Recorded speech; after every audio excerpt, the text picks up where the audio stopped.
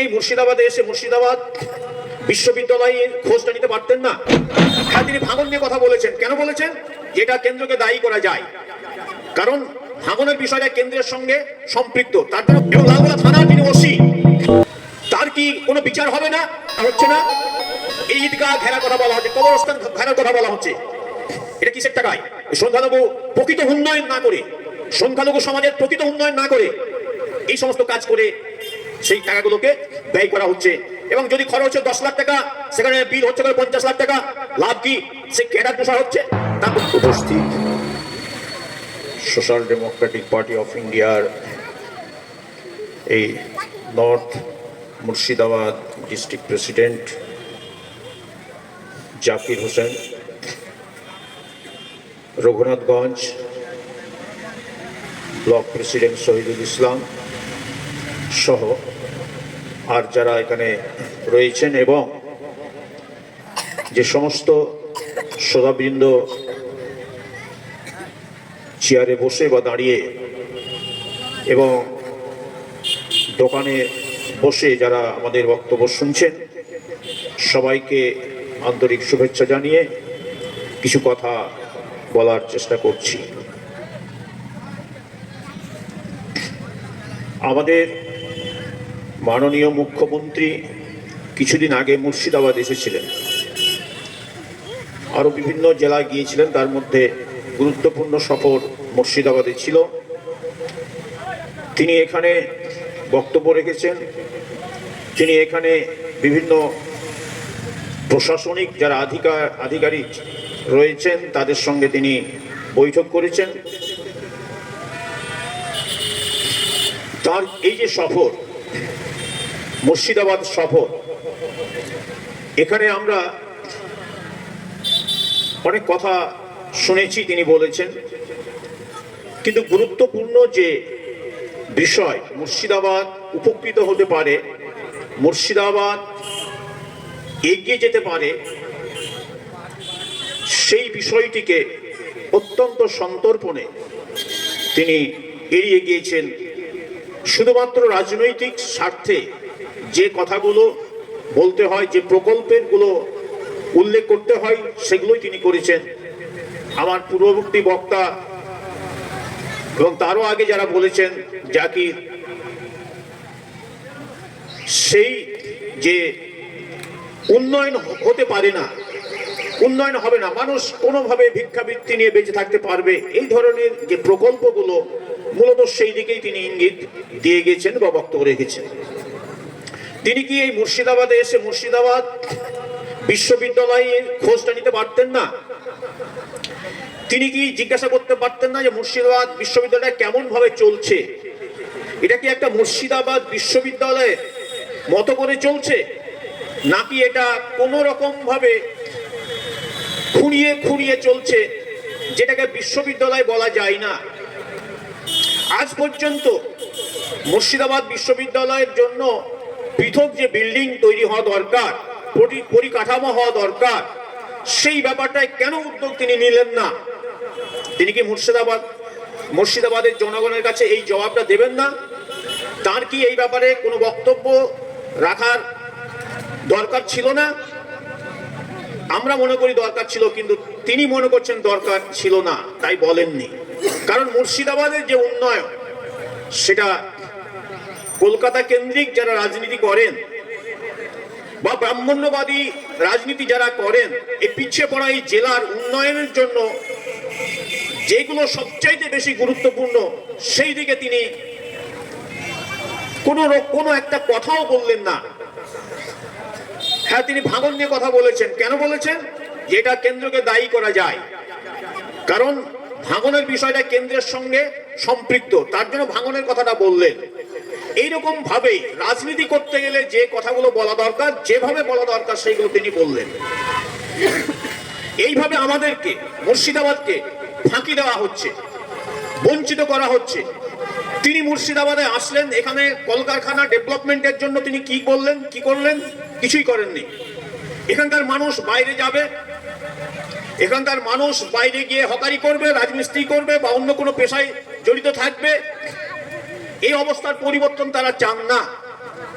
শুধু কিছু কথা, কেউ মারলে, কে মারা গেলে তার বাড়িতে গিয়ে দেখা করা, কিছু টাকা পয়সা দিয়ে দেওয়া, এইটাই। কিন্তু মুর্শিদাবাদে উন্নয়ন করলে ওই যে মানুষগুলো বাইরে যায় তাদেরকে আর যেতে হতো না, সেই কাজটা তারা করতে চান না।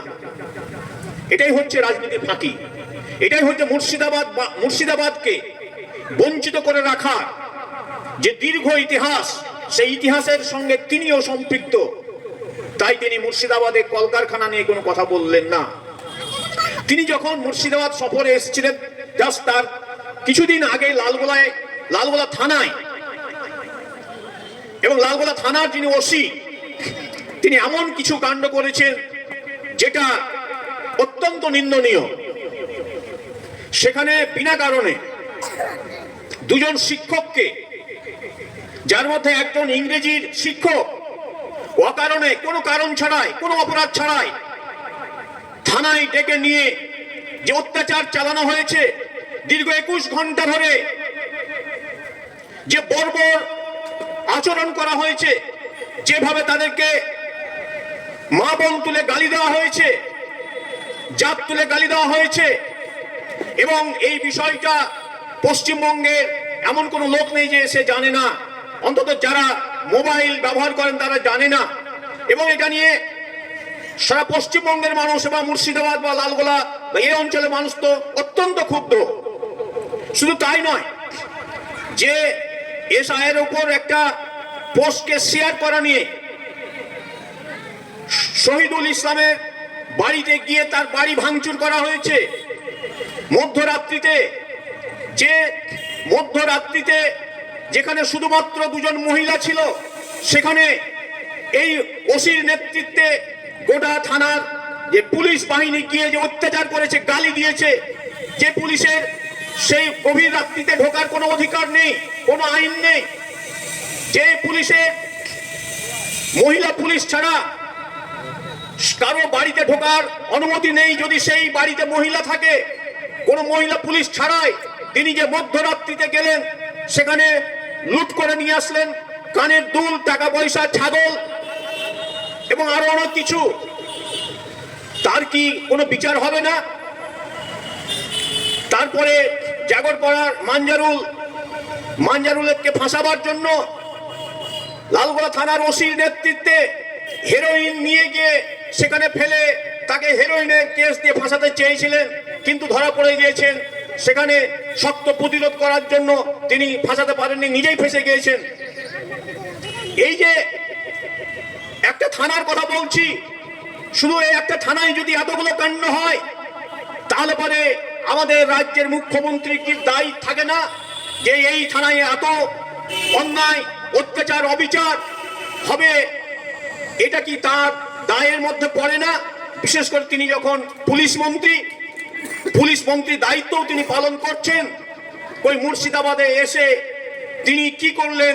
আমরা তো কোনো কিছু তার সমাধান পেলাম না, কোনো কথা আমরা শুনলাম না। তিনি অনেক বক্তব্য দিয়ে গেলেন, আমরা সেই বক্তব্যের মধ্যে এই যে পুলিশের অত্যাচার, সেই পুলিশের অত্যাচারের কোনো কথা আমরা শুনতে পেলাম না, সমাধানের কোনো কথা আমরা পেলাম না। কেন? আমরা মুর্শিদাবাদের জনগণ কি এই নিয়ে প্রশ্ন করব না, প্রশ্ন তুলব না? শামশেরগঞ্জের যে ঘটনা গত এপ্রিল মাসে ঘটেছে, আপনারা তখন যারা টিভি দেখেছেন, সোশ্যাল মিডিয়া দেখেছেন, কিভাবে প্রচার করা হয়েছে যে মুসলিম সন্ত্রাসবাদীরা ওয়াকফ আন্দোলনের নামে হিন্দুদেরকে নির্যাতন করেছে, হিন্দু এলাকাতে লুটপাট করেছে, হিন্দুদের উপর অত্যাচার করেছে। শুভেন্দু অধিকারীরা তো বলেই দিয়েছেন যে হিন্দু নিশ্চিহ্ন করার জন্য এই কাণ্ড ঘটানো হয়েছে। কিন্তু আমরা তদন্ত করতে গিয়ে দেখেছি বিভিন্ন মানবাধিকার সংগঠন সেখানে গিয়েছে, তারা তদন্ত করেছে। তদন্ত করার মধ্যে দিয়ে কি উঠে এসছে? ভয়ানক চিত্র উঠে এসছে যে বিএসএফ এর সঙ্গে চটি পরে, অর্থাৎ বিএসএফ যখন কোনো অভিযানে যায়, ডিউটিতে থাকে, তখন তার ইউনিফর্ম পরে থাকতে হয় এবং বিএসএফ এর যে জুতো, সেই জুতো পরে থাকতেই হয়। সেই বিএসএফ যখন টহল দিচ্ছে, সেই বিএসএফ এর সঙ্গে খালি জুতো ছাড়া চটি পরা মানুষ কি করে ঢুকেছিল? এ কি বিএসএফ তাদেরকে অনুমতি দিতে পারে? যদি ঊর্ধ্বতন কোনো কর্তৃপক্ষ, বিএসএফ যে কেন্দ্রীয় সরকারের অধীন, সেই কেন্দ্রীয় সরকারের নির্দেশ ছাড়া, অনুমতি ছাড়া বিএসএফ কি তাদেরকে সেই তাদের সঙ্গে নিয়ে নিতে পারে না। তারপরে আমরা দেখেছি বিএসএফ পুলিশ, শামশেরগঞ্জ থানার পুলিশ এবং সেই ছদ্মবেশী মুখোশ পরা গুন্ডার দল যৌথভাবে বাড়িতে গিয়ে অত্যাচার চালিয়েছে, সেখানে লুটপাট করেছে। ভালো ভালো বাড়ির ব্যবসায়িকদের বাড়িতে গিয়ে তাদের সোনাদানা ছিনতাই করে নিয়ে এসছে। সেখানকার মানুষদেরকে পিটকে তাদেরকে ধরে নিয়ে এসে তাদের গোপন জায়গা নিয়ে যাওয়া হয়েছে প্রথমে, তারপর তাদের উপর কেস দেওয়া হয়েছে। আমরা প্রশ্ন করতে চাই যে শামশেরগঞ্জে এই ধরনের ঘটনাগুলো কেন ঘটলো? যেখানে হিন্দু দুটো এলাকা আক্রান্ত হয়েছে, কারা মুখোশ ধরে সেখানে গিয়েছিল? মুখোশধারীদের কেন ধরার চেষ্টা করা হয়নি? পুলিশকে ফোন করার পরেও 4 ঘন্টা পুলিশ কেন সেখানে যায়নি? এই কৈফিয়ত কি মাননীয় মুখ্যমন্ত্রীকে দিতে হবে না? তিনি পুলিশ মন্ত্রী, তার এই রাজ্যের একটি থানা শামশেরগঞ্জ থানার পুলিশ মাত্র 3 কিলোমিটার দূরত্বে যে জাফরাবাদ বেদবোনা, সেখানকার মানুষ তারা বারবার ফোন করছে থানায়, তারপরেও থানা সেখানে 4 ঘন্টা কেন যায়নি? মাত্র 3 কিলোমিটার দূরত্বের যে জায়গাটা, তার কি কৈফিয়ত দিতে হবে না? তিনি কি শামশেরগঞ্জের পুলিশকে, ওসিকে তাদের কাছে কৈফিয়ত চেয়েছেন? আমরা তার কোনো নমুনা পাইনি। হ্যাঁ, এই বিষয়টাকে আমাদের চোখ ওয়াশ করার জন্য, আমাদেরকে বিভ্রান্ত করার জন্য 2-3 জনকে ট্রান্সফার করা হয়েছে। এইটুকু, এটি আমাদেরকে একটা ধাপ্পা দেওয়া হয়েছে মাত্র, কিন্তু এই ঘটনার কোনো তদন্ত করা হয়নি। বিএসএফ কে তার আগেই নিয়োগ করা হয়েছিল এবং বিএসএফ সেই ধুলিয়ান মার্কেটে ছিল, বাজারে ছিল। তাদের দায়িত্ব ছিল যে কোনো ঘটনা ঘটলে সেটাকে প্রতিরোধ করার জন্য ছুটে যাওয়া। বিএসএফ কিন্তু সেখানে ছুটে যায়নি। কেন বিএসএফ ছুটে যায়নি? তারা কখন সেই জাফরাবাদ বেদবোনায় গিয়েছে, যখন 4 ঘন্টা ধরে লুটপাট হয়েছে, সেখানে আগুন লাগানো হয়েছে, অনেক জিনিসপত্র লুট করে নিয়ে যাওয়া হয়েছে, তারপর গিয়েছে। কেন বিএসএফ তারপর গেল? বিএসএফ যখন গেল, তারপরেও যারা লুটপাট করে নিয়ে গেছে তাদেরকে ধরার জন্য কোনো চেষ্টা করেনি, ধাওয়া করেননি। এই প্রশ্নের জবাব কে দিবে? মুখ্যমন্ত্রী নিজে বলেছেন যে বাংলাদেশের নাকি দুষ্কৃতীরা, সন্ত্রাসীরা ইউনূস সরকারের সঙ্গে কেন্দ্রের মোদী, শাহ, অমিত শাহরা নাকি পরামর্শ করে সেখানকার দুষ্কৃতীদেরকে আনা হয়েছিল। এই কথা কি বিশ্বাসযোগ্য? যে বাংলাদেশের ইউনূস সরকারের সঙ্গে আদায় কাজ কলাই সম্পর্ক, তাদের সঙ্গে সেখান থেকে দুষ্কৃতী থেকে এনে এখানে দাঙ্গা করানো হবে, এটাকে যুক্তিসঙ্গত? যে তাই হয়ে থাকে এবং বিএসএফ বর্ডারের যারা ডিউটিতে ছিল, সেই বিএসএফ যদি তাদেরকে না ধরে, তাদেরকে আসতে যেতে সহযোগিতা করে থাকে, যেটা দাবি করা হয়েছে, মুখ্যমন্ত্রী দাবি করেছেন, তাহলে পরে তিনি কেন সেই তার দলকে দিয়ে পার্লামেন্টে প্রশ্ন তুললেন না, আন্দোলন করলেন না, তদন্ত করার জন্য কেন বললেন না? এবং পশ্চিমবঙ্গে এত বড় একটা ভয়াবহ যদি কাণ্ড ঘটেই থাকে, তাহলে পরে সেই বিষয় নিয়ে কেন পরবর্তীকালে একদম চুপচাপ হয়ে গেলেন?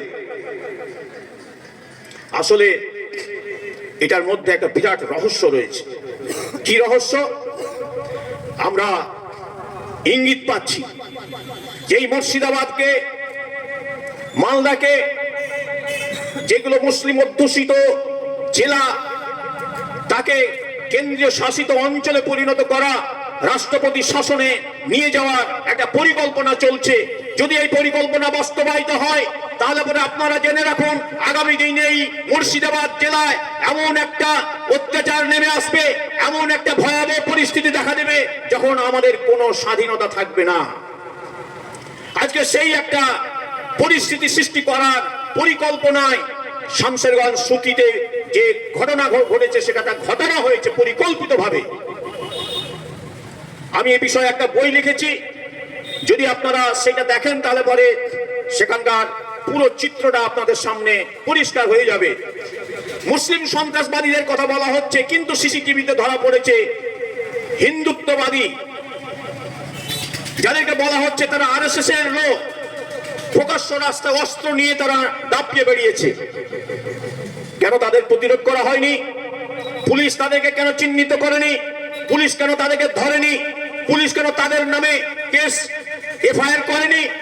শুধুমাত্র মুসলিমদের নামেই শুধু এফআইআর করা হয়েছে কেন? সেই ঘটনায় আমরা জানি যে শামশেরগঞ্জ থানায় মুসলিমরা অনেক ওয়ার্ড রয়েছে, যে ওয়ার্ডগুলোতে মুসলিমদের বাড়ি বাড়ি গিয়ে অত্যাচার করা হয়েছে, এবং তারা থানায় গিয়ে যে এফআইআর করবে সে সাহসটুকু তারা পায়নি। তাদের উপর এমন ভাবে থ্রেটনিং দেওয়া হয়েছে, তাদের সঙ্গে এমন আচরণ করা হয়েছে, তারা থানায় গিয়ে এফআইআর করবে সেই সুযোগ দেওয়া হয়নি, তারা ভয়ে যেতে পারেনি। একতরফা ভাবে শামশেরগঞ্জ থানা এফআইআর করেছে মুসলিম সম্প্রদায়ের বিরুদ্ধে। অথচ বিষয়টা হচ্ছে মুসলিমরা সেই ঘটনার সঙ্গে জড়িত ছিল না। ছদ্মবেশী কারা এসেছিল, মুখ ঢাকা তারা এসেছিল, তারা সেই পুলিশের সঙ্গে, বিএসএফ এর সঙ্গে, কেন্দ্রীয় বাহিনীর সঙ্গে কি করে একযোগে কাজ করলো, এই পুরো যে চক্র সেইটাকে আবিষ্কার করা দরকার ছিল। কিন্তু এটা দেখা যাচ্ছে না কেন্দ্রের বিজেপি সরকার, না আমাদের রাজ্যের এই টিএমসি সরকার, তারা কেউ এটাকে তদন্ত করতে চায়নি। কারণ তদন্ত করলেই কিন্তু আসল জিনিস ফাঁস হয়ে যাবে এবং তাদের যে উদ্দেশ্য সেটা ব্যক্ত হবে। এবং আমরা আশ্চর্য হয়ে আমরা সেদিন দেখেছি যে মুখ্যমন্ত্রী এই মুর্শিদাবাদে আসার আগে তিনি বারবার বিভিন্ন জায়গায় তিনি বলেছেন যে এই ঘটনার সঙ্গে আরএসএস জড়িত, বিজেপি জড়িত, কিন্তু যখন মুর্শিদাবাদ আসলেন তখন তার বিবৃতি পাল্টে গেল। তিনি কি বললেন যে ওয়াকফ নিয়ে যদি আন্দোলন, আমি এখানে আন্দোলন করতে দেব না, যদি ওয়াকফ নিয়ে আন্দোলন করতে হয় দিল্লিতে গিয়ে আন্দোলন করতে হবে, আর এখানে আন্দোলন করলে আমি তাদের সবচাইতে বড় শত্রু হব। তিনি কথা বলতে পারেন একজন মুখ্যমন্ত্রী হয়ে? এখানে আন্দোলন করার কি কোনো অধিকার নেই? এখানে ওয়াকফ প্রপার্টি তিনি রক্ষা করবেন বলছেন, আর সেই ওয়াকফ প্রপার্টির জন্য রক্ষা করার জন্য কেউ যে আন্দোলন করে তিনি কেন এখানে আন্দোলন করতে দেবেন না? তিনি কি সব ইস্যু নিয়ে তিনি কি দিল্লি থেকে আন্দোলন করেন? পশ্চিমবঙ্গে অনেক কিছু যে কেন্দ্রীয় সরকার এখান থেকে বঞ্চিত করছে, তার জন্য কি সেই সব সময় তিনি গিয়ে সেই দিল্লিতে গিয়ে আন্দোলন করেন? না, তিনি দিল্লিতে করতে পারেন, এখানে করতে পারেন, করেন, কিন্তু আমরা এখানকার মুর্শিদাবাদের জনগণ আন্দোলন করতে পারবো না? এটা কি করে হয়? আমাদের কি বাক স্বাধীনতা নেই? আমাদের সংবিধান কি আমাদের সেই অধিকার দেয়নি? যদি দিয়ে থাকে তাহলে পরে তিনি এই কথা কি করে বলতে পারেন একজন মুখ্যমন্ত্রী হয়ে? তাকে তো জবাব দিতে হবে। আমরা জানি আমাদের জাকির হোসেন বলছিল আখরুজ্জামানের কথা, আমি আখরুজ্জামানের থেকেই আমরা শুনেছি যে তিনি বলছেন যে ওয়াকফ আন্দোলন মুসলিমরা করে তারা নিজের বিপদ ডেকে আনছে। আমরা জানি মুসলিম বলতে যারা টিএমসি করে না তাদের দিকেই তিনি ইঙ্গিত করেছেন, কিন্তু আমি জানি রঘুনাথগঞ্জে যে আন্দোলন হয়েছে, ওমরপুরে, সেখানে টিএমসি নেতারা নেতৃত্ব দিয়েছে। ধুলিয়ানে যে আন্দোলন হয়েছে সেখানে টিএমসি নেতারা নেতৃত্ব দিয়েছে, তাদের সামনে সারিতে থেকেছে, এমন দৃষ্টান্ত রয়েছে। এবং এই সময় পুলিশের একটা পরিকল্পনা ছিল যে এই আন্দোলনের সময় এসডিপিআই কে ফাঁসানো হবে, কারণ এই আন্দোলন নিশ্চয় এসডিপিআই থাকবে, আর এসডিপিআই এর যারা দায়িত্বশীল সবকে আমরা ধরবো। কিন্তু এটা যেহেতু চক্রান্তমূলক আন্দোলন একটা ছিল, ধুলিয়ানের ডাকবাংলায় 11 তারিখের যে সভাটা ছিল সেটা একটা চক্রান্ত পরিকল্পিত ছিল। এসডিপিআই ছিল না, তার জন্য এসডিপিআই কে ধরতে পারেনি, এসডিপিআই কেউ ফাঁসেনি। জোর করে দুজনকে ধরা হয়েছিল, কিন্তু তারা ছাড়া পেয়ে গেছে, কারণ তারা সেখানে পুলিশকেই সহযোগিতা করেছে যাতে কোনো রকম গন্ডগোল না হয়। কিন্তু সংবাদপত্রে, আনন্দবাজারে, বর্তমান পত্রিকায় এসডিপিআই এর নাম না নিলেও এসডিপিআই কে পরিষ্কার ভাবে সেখানে দায়ী করার চেষ্টা করা হয়েছে। সংবাদপত্র, টিভি সেদিন ব্যাপকভাবে প্রচার চালিয়েছে, কিন্তু সেই যারা যে আরএসএস এর গুন্ডারা রাস্তায় নেমে প্রকাশ্য অস্ত্র হাতে দাপিয়ে বেরিয়েছিল, তাদের কথা তারা বলেনি, তাদের ছবিও তারা দেখায়নি, ছাপেনি। কেন? এই সমস্ত মধ্য দিয়ে আমাদের বুঝতে হবে যে মুর্শিদাবাদ নিয়ে গভীর ষড়যন্ত্র চলছে, এবং এই ষড়যন্ত্রের সঙ্গে জড়িত আমাদের রাজ্য সরকারও, কারণ তারা এই ষড়যন্ত্রের মধ্য দিয়ে ভোট বৈতরণী পার হতে চান। তারা সামনে বিজেপির ভয় দেখাচ্ছেন, আর এখানকার মুর্শিদাবাদের মতন, মালদার মতন আরো বিভিন্ন জায়গার মানুষের ভোটকে, মুসলিমদের ভোটকে তারা নিজের ঝুলিতে পুঁততে চাইছেন। কারণ তারা জেনে গেছেন যে বিজেপির হাত থেকে বাঁচার জন্য তাদের আর অন্য কোনো রাস্তা নেই। কারণ এখানকার মানুষ এখনো এসডিপিআই এর মতন সংগ্রামী দলগুলোকে চিনতে পারেনি, তাই তাদেরকে এখনো ভোট দেবে না। ভোট তো বাধ্য আমাদেরকে দিতেই হবে, তাই আমরা যতই বঞ্চনা করি না কেন তারা আমাদের ভোট দেবে। আজকে এরকম একটা পরিস্থিতি মধ্যে দিয়ে আমরা অতিবাহিত হচ্ছি।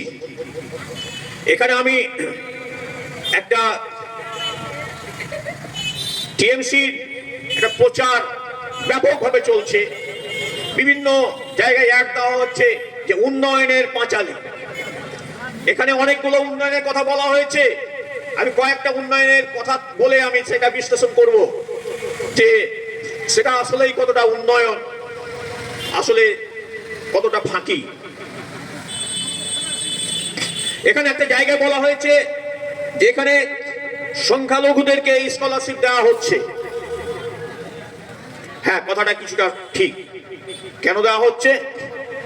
যে সংখ্যালঘুদের জন্য বাজেট বরাদ্দ করতেই হয়, এবং বাজেট বরাদ্দ হয়, এবং সেই বাজেট বরাদ্দের যে অর্থ সেগুলো খরচ না করলে হবে না। সবটাই খরচ করে না, অনেক ক্ষেত্রে অধিকাংশই করে না, তবু কিছু করতে হয়। এখানে সংখ্যালঘুদের যে স্কলারশিপ দেয়া হয়, পাশাপাশি আপনারা চিন্তা করুন যেখানকার শিক্ষা ব্যবস্থাটাকে কিভাবে ধ্বংস করা হচ্ছে। আজকে অনেক প্রাথমিক বিদ্যালয় উঠে যাচ্ছে। সারা দেশে একটা পরিসংখ্যানে দেখা গেছে 1 লক্ষ প্রাইমারি স্কুল উঠে গেছে, বন্ধ হয়ে গেছে, এবং পশ্চিমবঙ্গেও অজস্র প্রাইমারি স্কুল বন্ধ হয়ে গেছে, এবং অনেকের অবস্থা খুব খারাপ। অনেক জায়গায় রয়েছে, অনেক বিদ্যালয় রয়েছে যেখানে একজন মাত্র শিক্ষককে পরিচালিত হয়, সেখানে একটাই হেডমাস্টার, উনি শিক্ষক, উনি সেই খিচুড়ির যে ব্যবস্থা সেগুলোর সব আয়োজন সমস্ত কিছু তিনিই করেন, তিনি ঘন্টা মারেন, তিনি ঝাড় দেন। এরকম অনেক স্কুল রয়েছে। এটা কেন থাকবে? এদের ভবিষ্যৎকে এইভাবে ধ্বংস করে দেওয়া হচ্ছে কেন?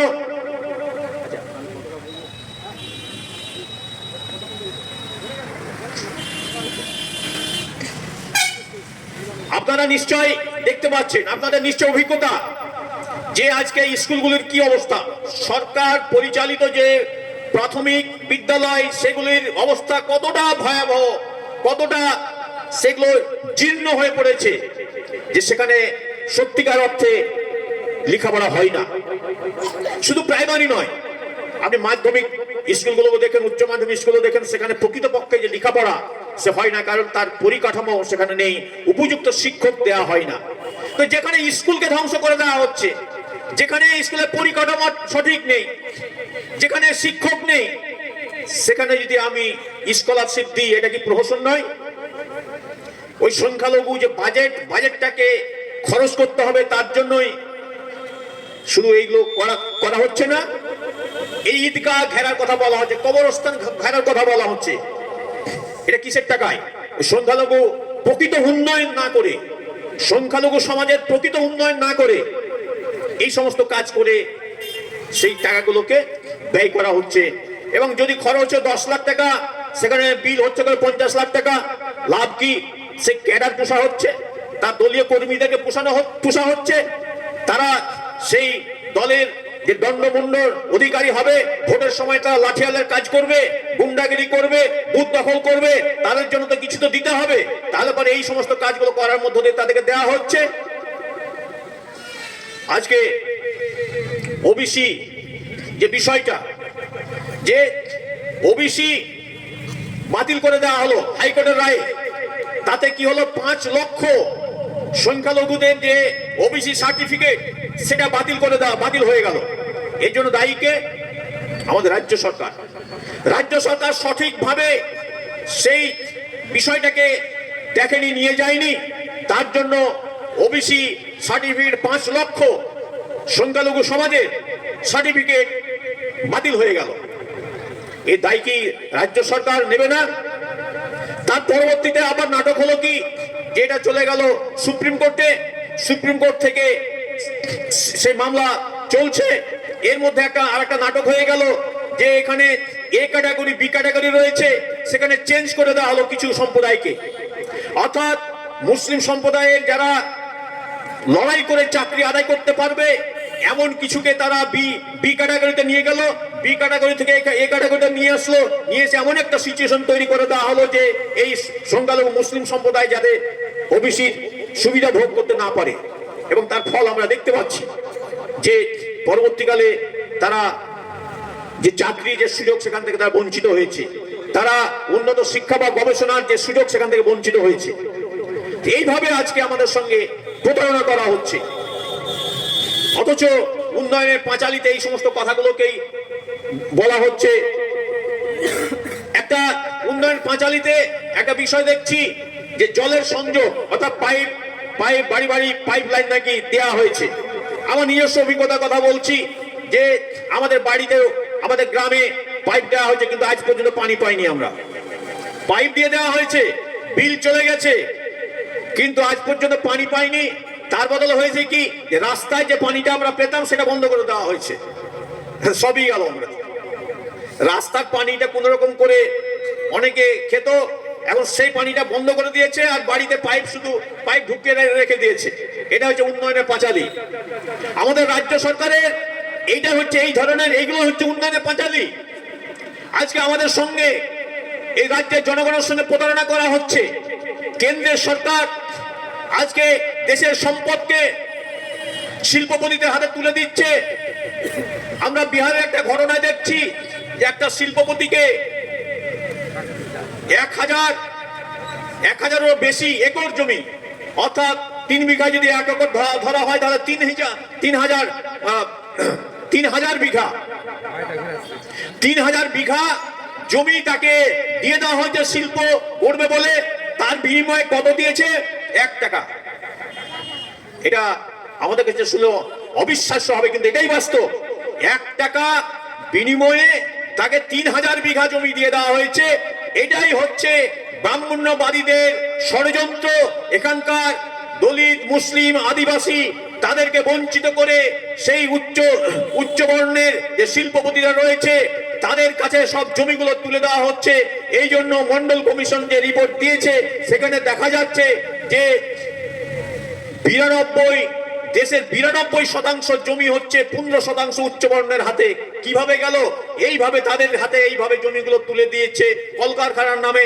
পরবর্তীকালে কলকারখানা হবে কি হবে না ঠিক নেই, কিন্তু এইভাবে তারা হাতে নিচ্ছে। আমাদের ব্যাংকে হাজার কোটি টাকা এই শিল্পপতিদেরকে হাতে তুলে দেওয়া হচ্ছে। সেই শিল্পপতিরা মেরে খেয়ে নিচ্ছে, কেউ বিদেশে পালিয়ে যাচ্ছে। এইভাবে আমাদের দেশের সম্পদ লুটপাট হচ্ছে। আর আমাদেরকে সেই সম্পদের ঘাটতি পূরণ করার জন্য আমাদের জিনিসপত্রের উপর যে ট্যাক্স ধরছে, সেই ট্যাক্স দিয়ে আমাদেরকে জিনিসপত্র কিনতে হয়। আমরা হচ্ছি তার ভুক্তভোগী। শিল্পপতিদেরকে এইভাবে আজকে হাজার কোটি টাকা দিয়ে দেওয়া হচ্ছে, আর আমাদের উপর ট্যাক্স দিয়ে সেগুলো তোলা হচ্ছে। এটাই হচ্ছে ভারতবর্ষের বর্তমান চিত্র। আমরা যদি এই চিত্রই দেখে যাই, তাহলে পরে আমাদের পরিবর্তন যেটা, সেই পরিবর্তন আসবে না। যদি পরিবর্তন নিয়ে আসতে হয়, তাহলে পরে একমাত্র রাস্তা হচ্ছে সোশ্যাল ডেমোক্রেসি। সর্বস্তরের মানুষের যে প্রকৃত অধিকার, যে প্রকৃত দাবি, সে দাবি পূরণ করা। Social Democratic party of India এই সোশ্যাল ডেমোক্রেসির কথা বলে। এই সোশ্যাল ডেমোক্রেসিকে প্রতিষ্ঠিত করতে চায় এদেশে। যদি এই সোশ্যাল ডেমোক্রেসি প্রতিষ্ঠিত না হয়, তাহলে পরে ভারতবর্ষের অবস্থার কোনো পরিবর্তন আসবে না। আজকে গণতন্ত্রের কথা সবাই বলছে। আমরা আমাদের রাজ্যের যে ক্ষমতাসীন দল, সেখানে আমরা একটা প্রশ্ন করতে চাই, গণতন্ত্র মানে কি? জনগণের শাসন, জনগণের মধ্যে যে যোগ্য হবে তাকে সে পদে বসাতে হবে। মমতা ব্যানার্জি যোগ্য হয়েছেন, তিনি মুখ্যমন্ত্রী হয়েছেন, কিন্তু তার ভাইপো অভিষেক ব্যানার্জি যোগ্য হবে। তার পার্টিতে কি আর অন্য সিনিয়র লিডার ছিল না? অনেকে ছিল। সেই টিএমসি দল প্রতিষ্ঠিত হওয়ার পর থেকে তারা সংগ্রাম করে এসছে, কিন্তু তাদেরকে সবকে বাদ দিয়ে তিনি অভিষেক তার ভাইপোকে তিনি পরবর্তী উত্তরাধিকার তিনি বানিয়ে দিলেন। কেন? এটা কি গণতন্ত্র? এটা গণতন্ত্র নয়। গণতন্ত্র হলে পরে সমাজের যারা রয়েছেন, আদিবাসী যারা রয়েছেন, যারা সাঁওতাল রয়েছেন, যারা ওবিসি রয়েছেন, তাদের প্রতিনিধিত্ব দরকার। তাদের প্রতিনিধিত্ব সঠিকভাবে হচ্ছে না কেন? তাদের যে পার্লামেন্টে বা বিধানসভায় তাদের যে যাওয়ার অধিকার, সেটা কেড়ে নেওয়া হচ্ছে কেন? আজকে আমাদের এই পশ্চিমবঙ্গে মুসলিমদের পার্সেন্টেজ কত? সেই পার্সেন্টেজ অনুযায়ী যদি হিসেব করি, তাহলে পরে মুসলিম প্রতিনিধি কত? সে তুলনায় মোটেই নেই। শুধু মুর্শিদাবাদে মুসলিম অধ্যুষিত জায়গা বা এরকম দু একটা পকেট রয়েছে, সেখানে নির্বাচনে জয়লাভ করার জন্য মুসলিম ক্যান্ডিডেট সেখানে দেওয়া হয় এবং তাদেরকে প্রতিনিধি বানানো হয়, এবং তারা প্রতিনিধি হয়ে সেই দলের দাবিদারি করে। সেই দলের বিরুদ্ধে কোনো কথা বলতে চায় না, কথা বলতে পারে না, তাদেরকে দেওয়া হয় না। কেন? এটা কি গণতন্ত্র? সে তো তার এলাকার উন্নয়নের জন্য সে সোচ্চার হবে, কিন্তু দলের সুপ্রিমো বলে দে, যা বলবো আমি বলবো, তোমাদের বলার কোনো অধিকার নেই। এটা তো গণতন্ত্র নয়। গণতন্ত্র হচ্ছে প্রত্যেককে বলার অধিকার দিতে হবে, তার দাবি জানাবার অধিকার দিতে হবে, তার দাবি তুলতে দিতে হবে, তাহলে সেটাই হয় প্রকৃত গণতন্ত্র। কিন্তু এটা দেওয়া হয় না।